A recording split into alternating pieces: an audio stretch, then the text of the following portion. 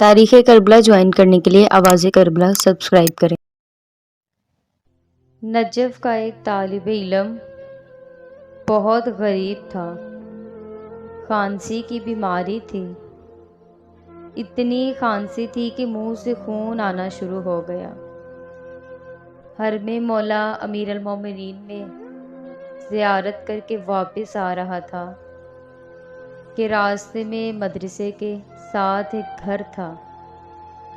وہاں سے ایک خاتون نکلی جس پر اس کی نظر پڑی۔ اس کو دیکھ کر وہ خاتون پسند آئی۔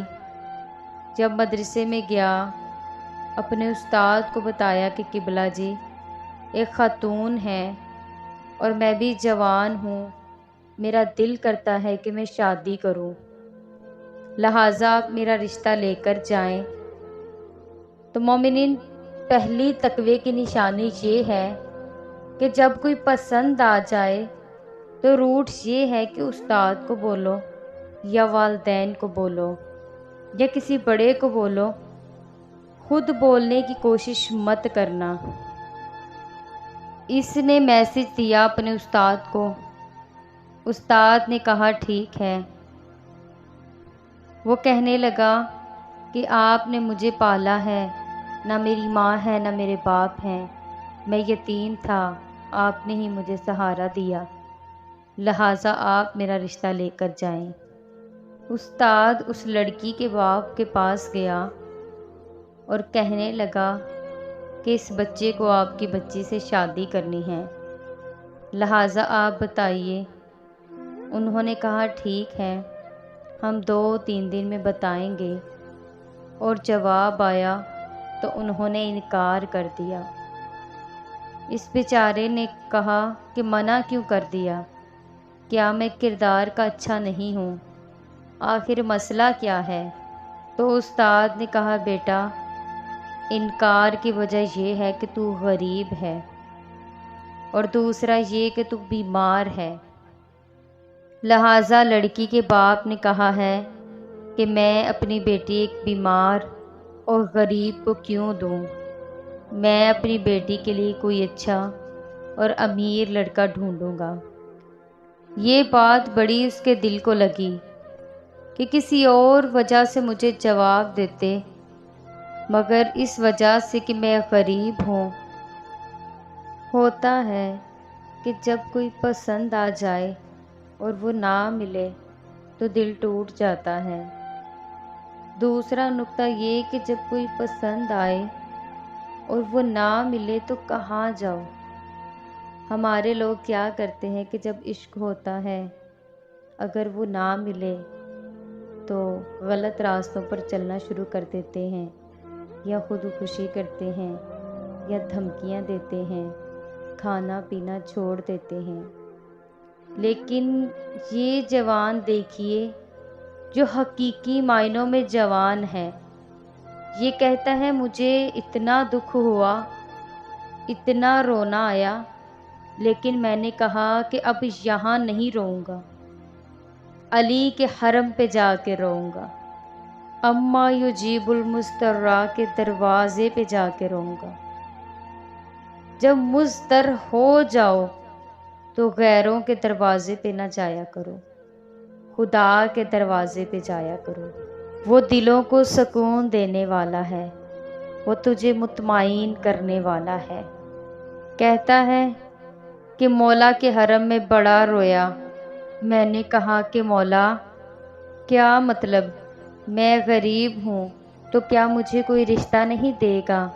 کیا غربت میرے ہاتھوں میں ہے مولا؟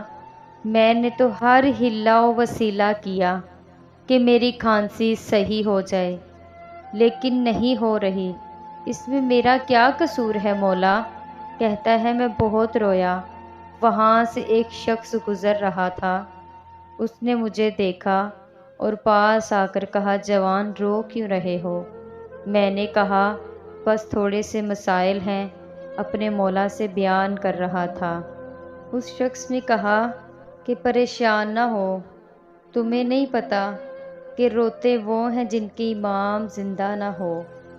جا اپنے مولا سے جا کے اپنے مسئلے کا حل طلب کر، میں نے کہا کہ مجھے کیا پتہ امام زمانہ کہاں ہے، میں کیسے ملوں مولا سے؟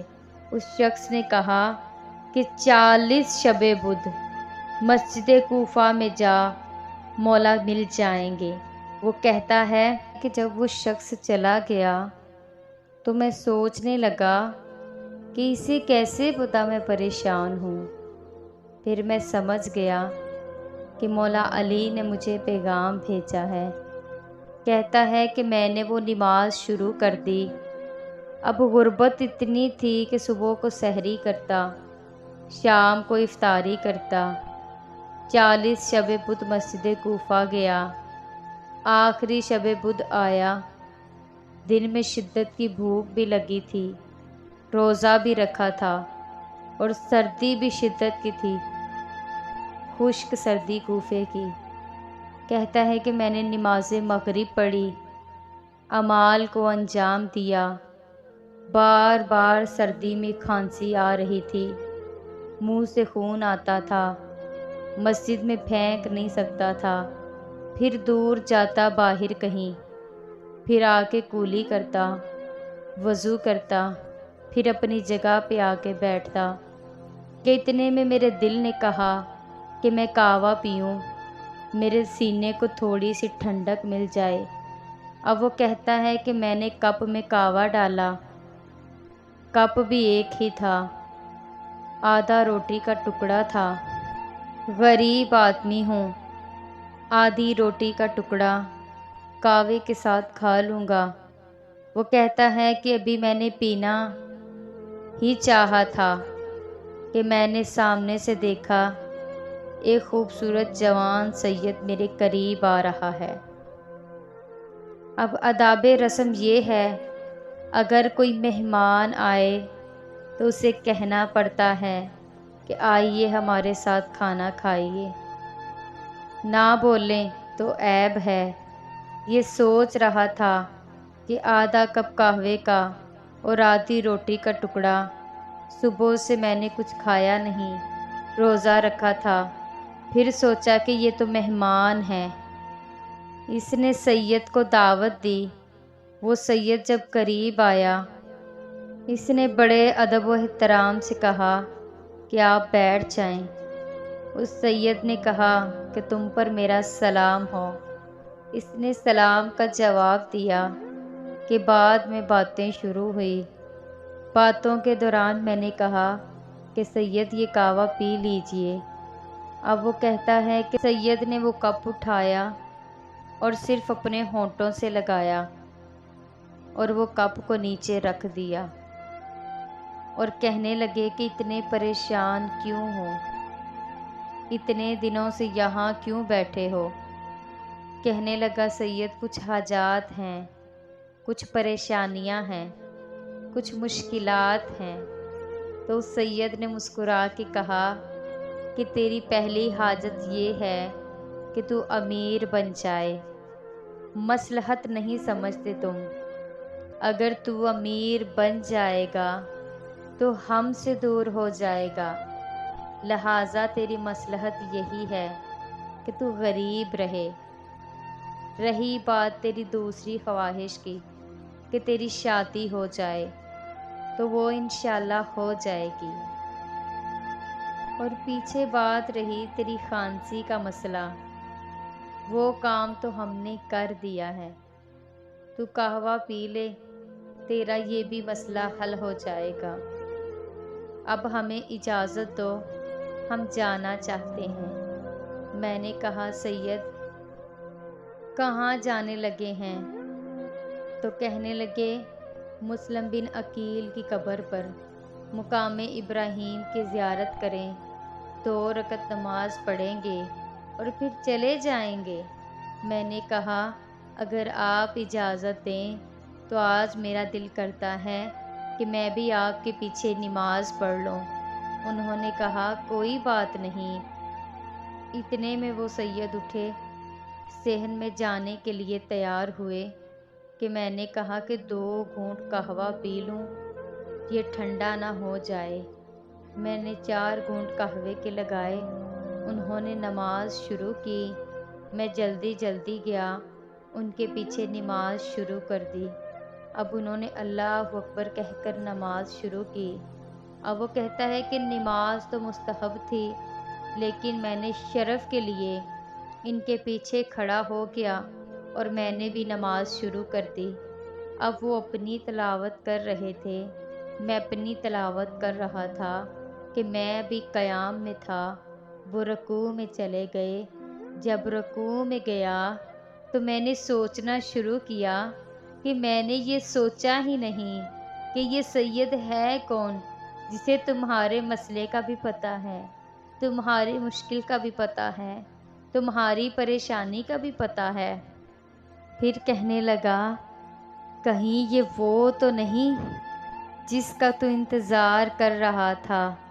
کہ ذہن میں جیسے ہی خیال آیا میں نے سوچا کہ نماز بھی توڑ نہیں سکتا، اب کیسے مولا کے قدموں میں گروں؟ کہ اتنے میں مولا کی نماز ختم ہو گئی، وہ چلے گئے۔ میں نے نماز ختم کر کے پیچھے بھاگنا شروع کیا۔ میں بھاگ کر آوازیں دینے لگا تو مجھے ایسے لگ رہا تھا کہ میں دوڑ رہا ہوں، مولا آہستہ آہستہ چل رہے ہیں، مگر میں پھر بھی ان تک نہیں پہنچ پا رہا۔ محسوس ہو رہا تھا کہ میں زمین پر دوڑ رہا ہوں اور زمین انہیں اٹھا کر لے کر جا رہی ہے۔ میں نے پیچھے سے رو کر آوازیں دی کہ مولا مجھے معاف کر دینا، میں نے آپ کو نہیں پہچانا۔ وہ کہتا ہے کہ اتنے میں وہ نور غائب ہوا۔ اب کہتا ہے مولا علی علیہ السلام کی زیارت کی۔ جب حرم سے واپس آ رہا تھا تو میں نے 5 منٹ کے لیے یہ سوچا کہ تیری کھانسی کہاں گئی، تو نے کل رات سے کھانسا نہیں ہے۔ پھر مجھے پتہ چلا جو ہونٹ اس کعوے سے مسح ہوئے تھے، اس کعوے کو خدا نے میرے لیے شفا بنا دیا تھا۔ اب روتی ہوئی آنکھوں سے مدرسے میں آیا۔ صبح فجر کے بعد حجرے پہ دستک ہوئی۔ جب دروازہ کھولا تو اسی لڑکی کا باپ دروازے پہ کھڑا تھا اور مجھے دیکھ کر کہا کہ تیری بیماری کیسی ہے؟ میں نے روتی ہوئی آنکھوں سے کہا بیماری تو چلی گئی، لیکن اس کے عشق نے مجھے بیمار کر دیا ہے۔ وہ کہنے لگا کہ میں اپنی بیٹی کا رشتہ تمہیں دینے آیا ہوں۔ تو میں نے حیرانگی سے کہا کہ یہ کیا مسئلہ ہے کہ پہلے انکار کر دیا، اب خود دروازے پر بیٹی دینے آئے ہو؟ تو وہ رو کر کہنے لگا، اے جوان، آج کے بعد امام زمانہ سے میری شکایت مت کرنا۔